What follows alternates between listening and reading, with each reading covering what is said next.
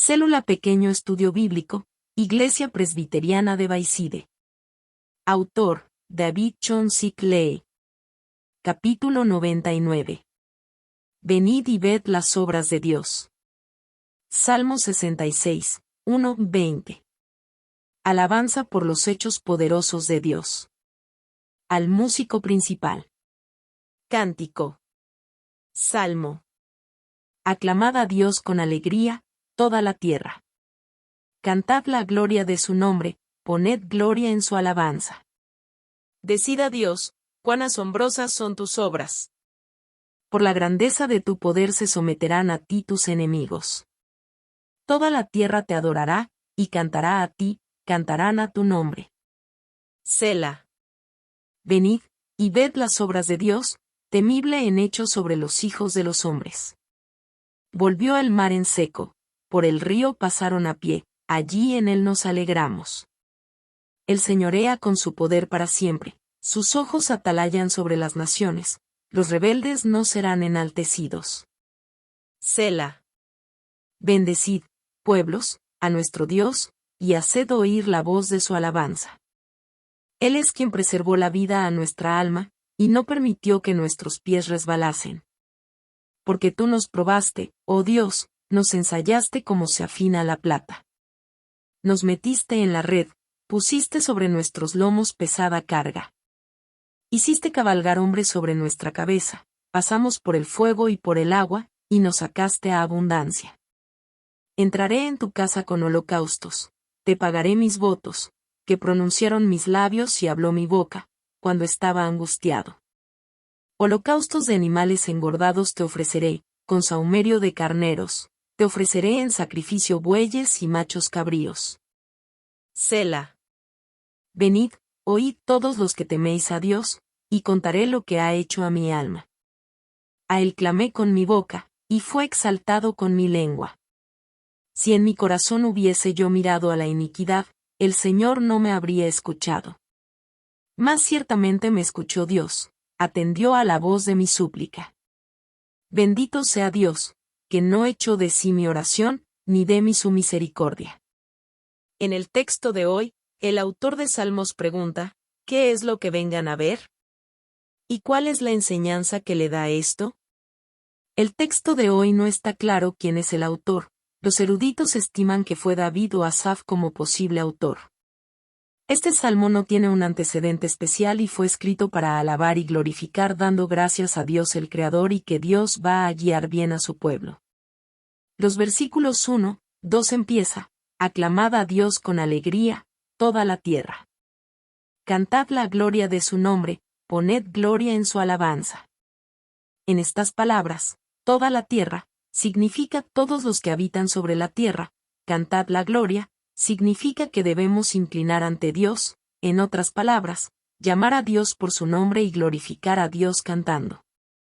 Y en el versículo 5 dice porque Dios, su majestad hizo todas estas cosas para el pueblo que Dios ama. Majestad, en hebreo es, nora, significa, sorprendente, temible, asombroso. Por tanto, lo que Dios hizo por su pueblo es sorprendente y asombroso por lo que debemos de alabar, glorificar y dar gracias a Dios.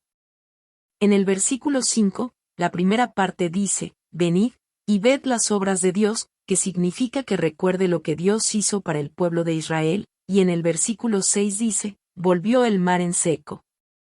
Por el río pasaron a pie, allí en él nos alegramos. Aquí está refiriéndose cuando el pueblo de Israel estaba saliendo de Egipto para cruzar el Mar Rojo y 40 años después cuando iban a entrar a las tierras de Canaán cruzando el río Jordán. Este incidente es registrado y recordado para siempre en la historia del pueblo de Israel, porque si no es por las obras de Dios no pudo haber pasado. Pero al ir pasando el tiempo, las personas tratan este incidente como una anécdota más que contar entre los hombres. Una vez un profesor de primaria les dice a los niños que el cruzar el Mar Rojo era algo fácil porque el mar no era muy profundo sino como cruzar un campo de caña. Entonces un niño le respondió, Aleluya, Dios es grande, porque si lo que dice usted es cierto. El que se hayan muerto ahogado todo el ejército de Egipto es asombroso e increíble. Al escuchar al niño, el profesor se dio cuenta que lo que había dicho estaba mal. También, algunos dicen que el cruzar el río Jordán no era gran cosa porque al ver en la actualidad el pequeño río, muchos decían que no era un problema cruzar este río. Pero la Biblia dice en Josué capítulo 3 que cuando estaban cruzando el río era en la temporada de cosecha donde el río Jordán se inunda inmensamente. Por tanto, es un milagro haber cruzado el río Jordán, por lo que el pueblo de Israel no podía dejar de cantar y alabar a Dios.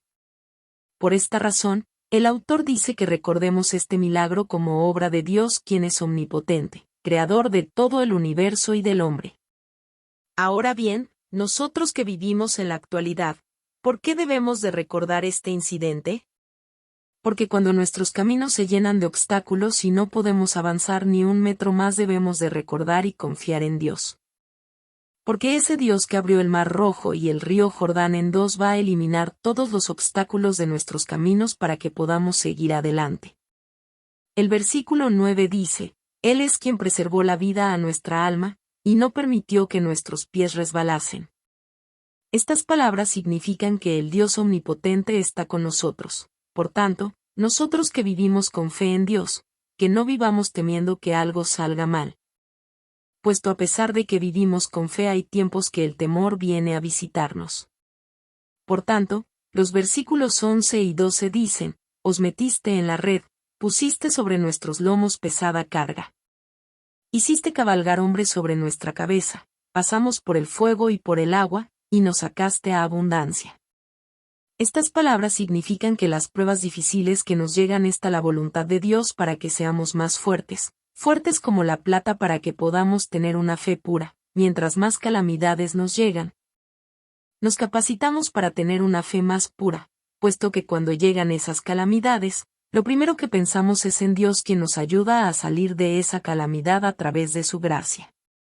En el transcurso de esa capacitación, nuestra fe crece más en las palabras de Dios y nos esforzamos en vivir siguiendo las palabras de Dios.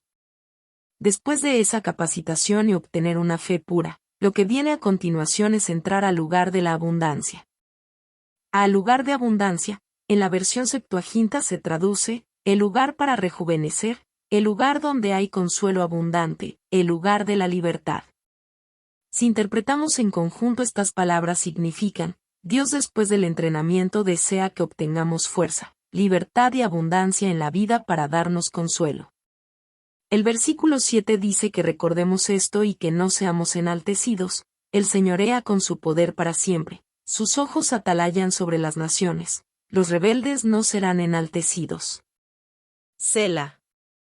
Estas palabras nuevamente nos dicen que no olvidemos a Dios, quien tiene control sobre nuestras vidas, y que sigamos las palabras de Dios con fe. El no seguir las palabras de Dios es pensar que uno es más sabio que el mismo Dios, y el enaltecimiento lo que conlleva es estar adelante en la destrucción. Por tanto, recordemos al Dios vivo que tiene control sobre todas las cosas y seguir sus palabras con fe. Dentro de su vida, compartamos la experiencia del poder de Dios. ¿Qué es lo nuevo que ha sentido y ha decidido con las palabras de hoy? Y compartamos.